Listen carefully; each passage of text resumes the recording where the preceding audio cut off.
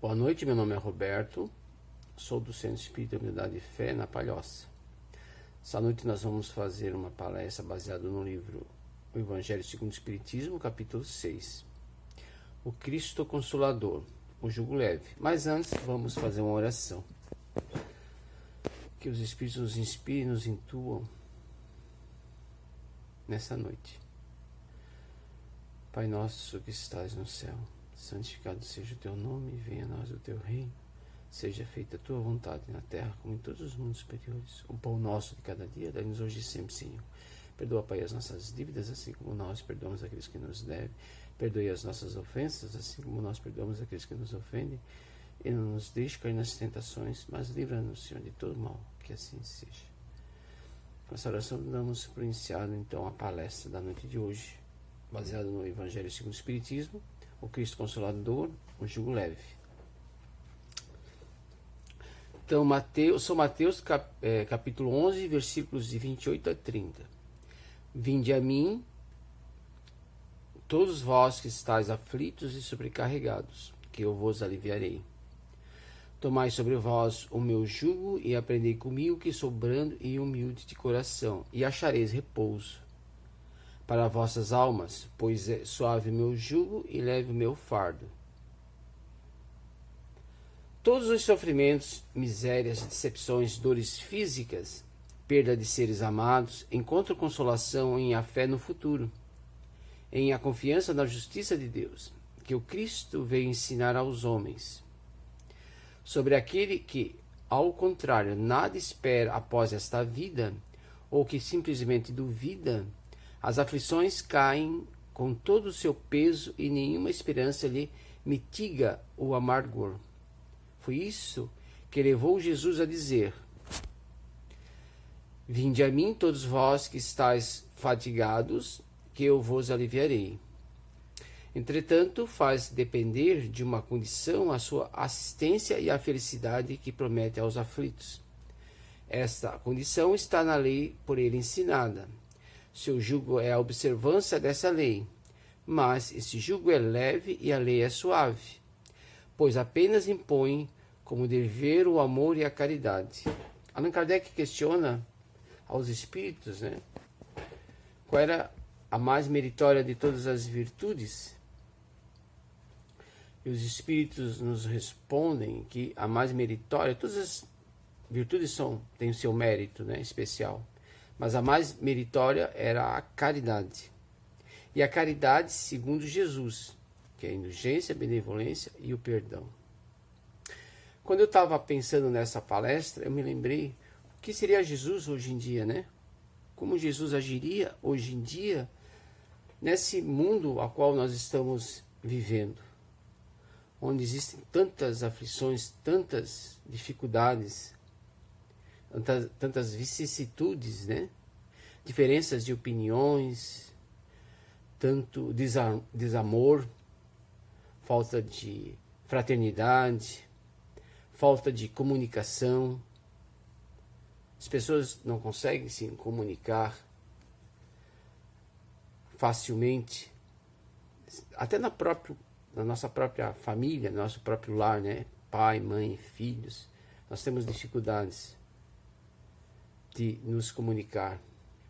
Economicamente, a gente percebe quantas diferenças na distribuição econômica, trabalho, as religiões com tantas diferenças de opinião, cada uma achando que a sua diferença, a sua opinião é a mais certa, o seu Deus é o Deus verdadeiro, O outro não tem valor nenhum. Então, como agiria Jesus nos dias atuais? E a gente até poderia pensar melhor,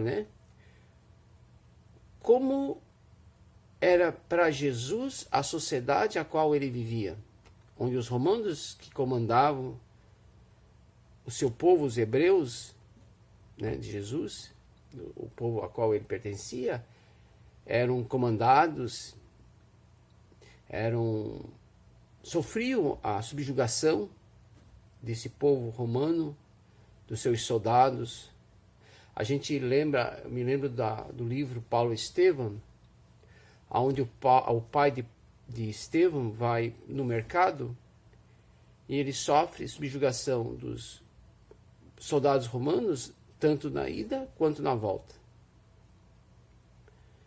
Eles eram mal vistos, os hebreus, pelos romanos, né? E eles estavam dentro do próprio país. Os romanos que eram as pessoas que estavam invadindo, né? Eram as pessoas que não pertenciam àquela raça, vamos dizer assim. E os hebreus eram bem, dentro dessa questão, muito orgulhosos, né? É uma das raças que tem muito orgulho do que são, né? Da sua nacionalidade. Então, Jesus viveu dentro dessa sociedade, dessa realidade. Eu vejo Jesus dentro desse versículo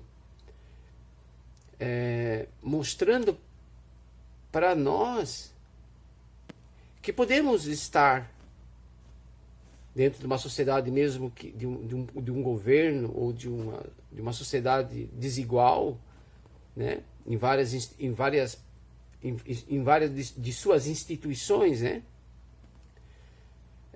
Erradas, mas estarmos estáveis emocionalmente, sermos o homem de bem, viver no mundo, mas não ser subjugado pelo mundo, né? Não ser vencido pelo mundo. Ele nos colocou essa questão, né?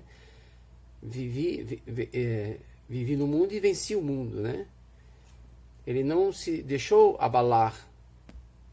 Ele vivia entre aqueles romanos, entre os fariseus, os sacerdotes, né? Que também tinham seus interesses pelo comando dos romanos lá, né?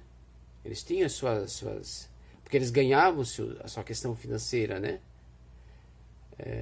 Então, como em política, econômica, eles tinham também um certo ganho.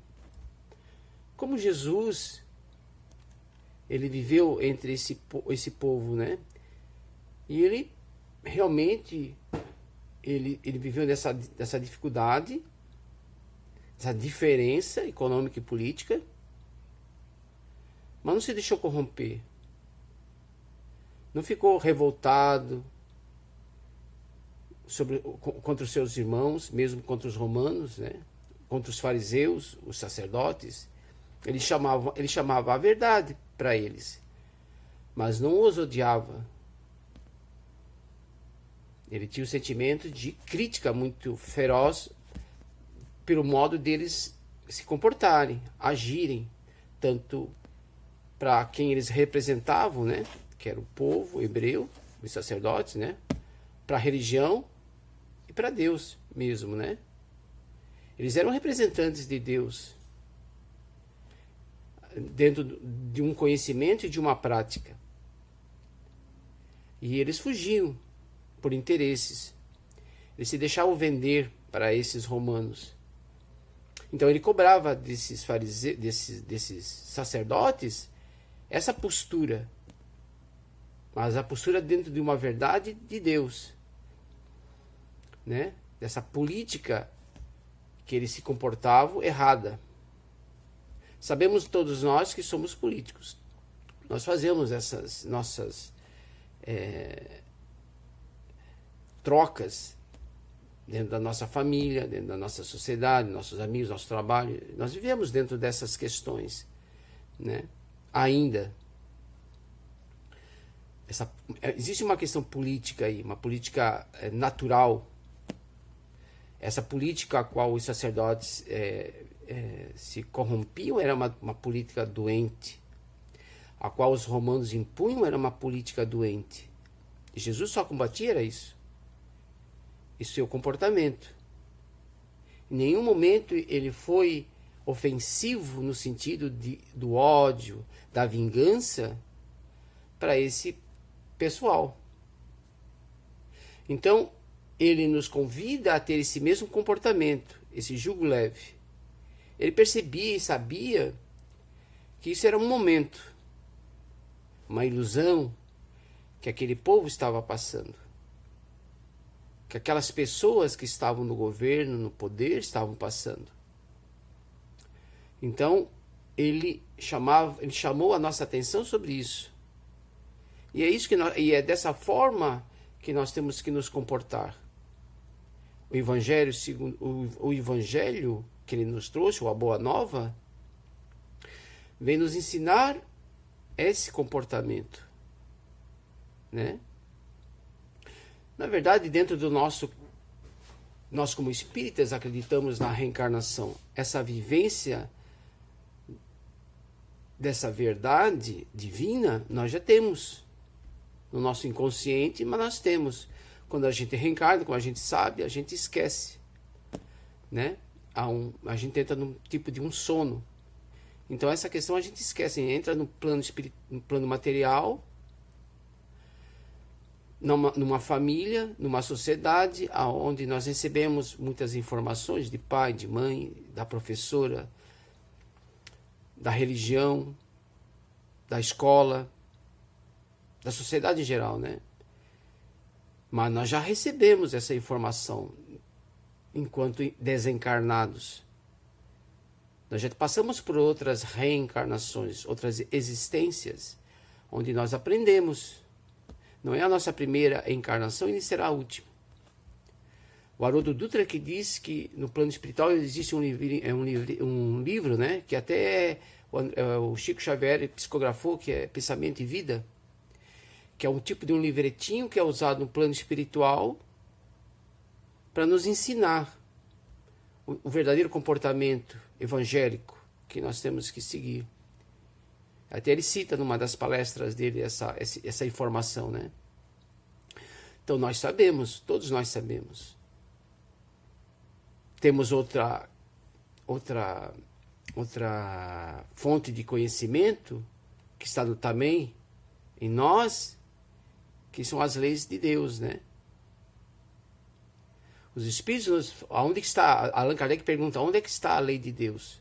Os espíritos nos respondem na consciência. Então todos nós temos essa informação em nossa consciência.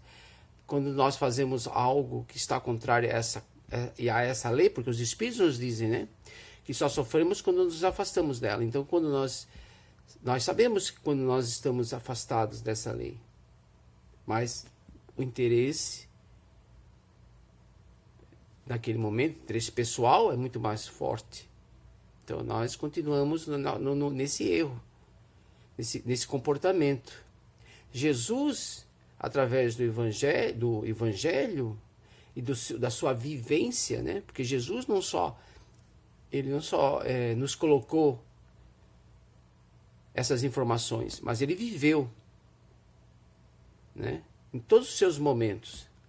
A vida dele não foi diferente dos outros hebreus. Ele também se alimentava, tinha que trabalhar, né? Tinha família. Como já falei antes, ele passava por essas dificuldades em relação ao governo, a questão dos impostos. Tudo isso ele passou. Não foi diferente dos outros hebreus, né? Ele se comportou como um ser humano, né? Ele estava inserido nessa sociedade como todos os outros seres humanos. A diferença é que ele sabia se comportar, né? Ele sabia ser educado. O Chico Xavier, que conta que já nos contou dentro do Pinga Fogo, aquele programa, né? De um momento lá que ele passou dificuldade. E o Emmanuel veio chamar a atenção dele, porque ele estava totalmente desequilibrado, né? Lá do avião, que é aquela historinha do avião, né? Então, no final, o Emmanuel mesmo colocou assim, então tu vais morrer, mas então morra com educação. É uma coisa que até o Chico depois deu uma risadinha. Morrer com educação. Então temos que viver com essa educação. Que nós sabemos. Que nós recebemos essa informação. Quando reencarnamos, nós esquecemos.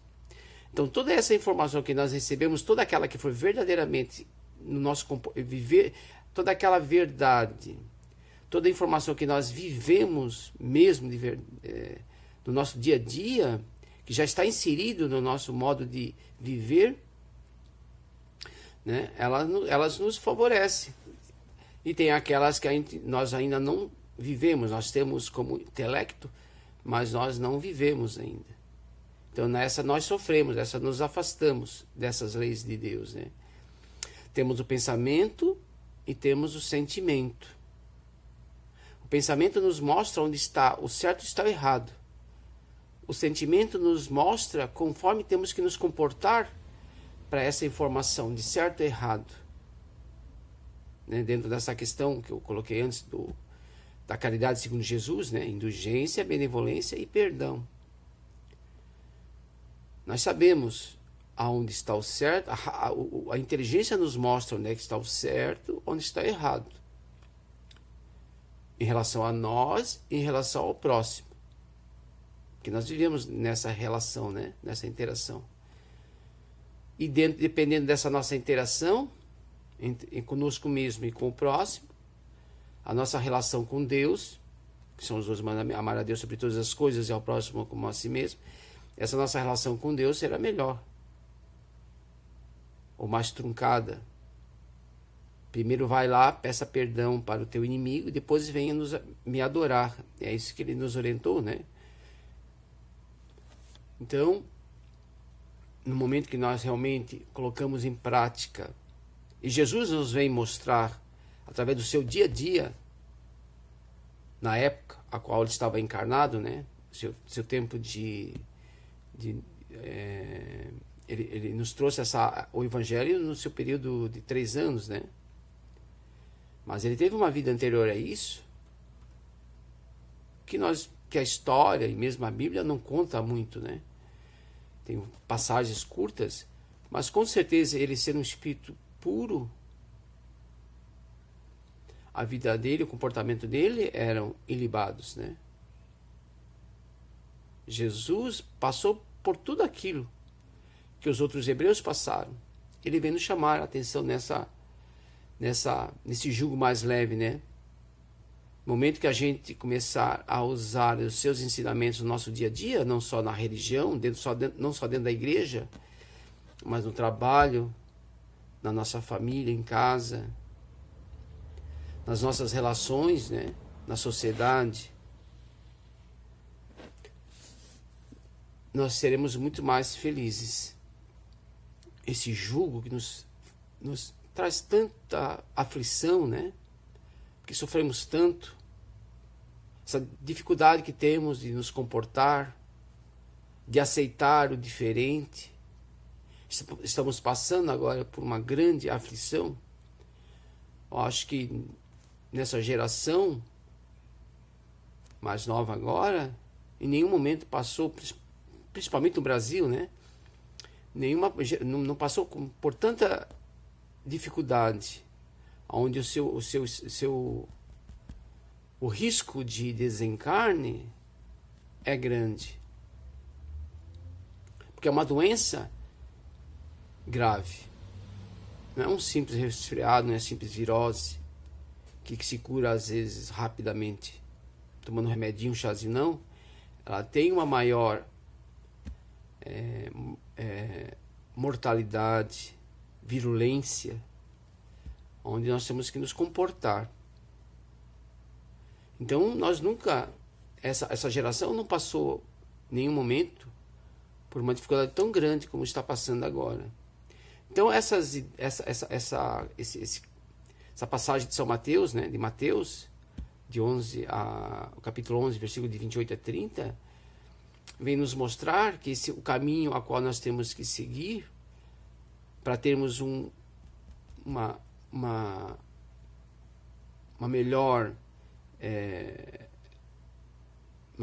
vida melhor, mais tranquila, tanto conosco mesmo como com o próximo, né? O nosso mais próximo é a nossa família. A gente sabe nas notícias que muita família estão sofrendo muita dificuldade, né? Agora, em relacionamento, pela questão do isolamento social. Às vezes de manhã tem casal que muitas vezes só se encontra à noite, toma o seu banho, dá um oi, dá um tchau e vai dormir. Em relação aos filhos, a mesma questão, né? A família agora está também estão tendo essa oportunidade de ficarem mais juntos, mas o casal principalmente, né, que às vezes tinha essa facilidade, essa relação mais fugaz, mais rápida, assim, né? Agora estão convivendo, né, mais tempo. E muitas vezes as diferenças, as dificuldades, elas se intensificam. Então tenhamos, nesse momento, esses ensinos que Jesus nos trouxe através do Evangelho, né? Ele é o nosso modelo. Os espíritos nos colocam. Allan Kardec pergunta qual é o espírito mais evoluído. Jesus, ele é o nosso modelo. Os espíritos nos colocam como nosso modelo. E os seus ensinamentos são o nosso guia, né? As nossas regras para sermos felizes. Pelo menos se nós não temos ainda a felicidade absoluta, mas a felicidade é relativa. Que esse nosso jugo, essa nossa dificuldade, né, essas aflições que nós passamos, não só agora com o coronavírus, mas no nosso dia a dia, antes mesmo nós já tínhamos, né, é só a gente observar a sociedade através de jornais, como temos diferenças, e essas diferenças não estavam sendo bem reguladas, né? Trabalhadas. Existia muita raiva, muito ódio. As pessoas não conseguem escutar um ao outro. A comunicação é uma das mais difíceis, né? Que nós passamos, porque nós não aceitamos o diferente. Essa nossa cultura, né? Então, eu agradeço a atenção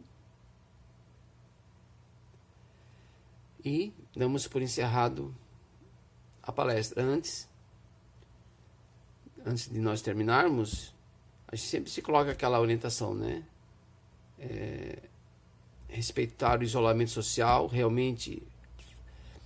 Até eu estava conversando hoje com um companheiro de trabalho espírita, que tenhamos no nosso momento a ideia do necessário e do supérfluo no nosso comportamento, nas nossas saídas, nas nossas caminhadas, né? Nas nossas relações, do necessário e do supérfluo. Aquilo que for necessário a gente tem que fazer. Mas aquilo que é supérfluo, que não tem a necessidade, deixamos. Ajudemos o comunitário, né? Que é a sociedade. Fiquemos em casa. Se não tem necessidade de sair, fiquemos em casa. Se é supérfluo aquilo que a gente acha que tem que fazer, fiquemos em casa. E aquilo que seja necessário, façamos. Com todos os cuidados, com todos os EPIs, máscara, né? Principalmente é o que mais está sendo usado, é a máscara, né? Lavar a mão, no cuidado de se tocar em algo, lavar a mão, né? Então, tenhamos esse cuidado. Não esqueçamos, nós somos responsáveis por nós e pelo próximo. Amar a Deus sobre todas as coisas e ao próximo como a si mesmo. Não façamos aos outros aquilo que não queremos que os outros nos façam, né? Façamos o bem. O Sr. Frederico Plaza que dizia: o bem é o que nos favorece, atos de bondade, que ele dizia, na verdade, é o que nos favorece dentro desse nosso processo evolutivo. Saber onde está o bem, onde está o bem e o mal, sentir, mas não basta só saber onde está o bem e o mal e sentir a necessidade de fazer algo. Mas também temos que sair e fazer algo. Fazer o bem. Esses atos de bondade são importantes, né? Nesse momento. Para nos favorecer ao próximo. E a Deus, que também somos coparticipadores, né? Co-criadores.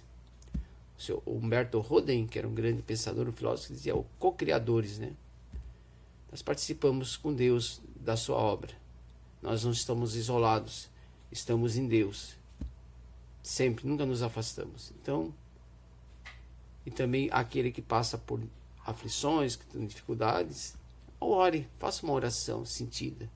Peça aos guias, aos mentores, que eles vêm e nos favorecem. Sempre que temos as nossas necessidades, esses nossos guias, nossos mentores, eles vêm nos favorecer, sempre.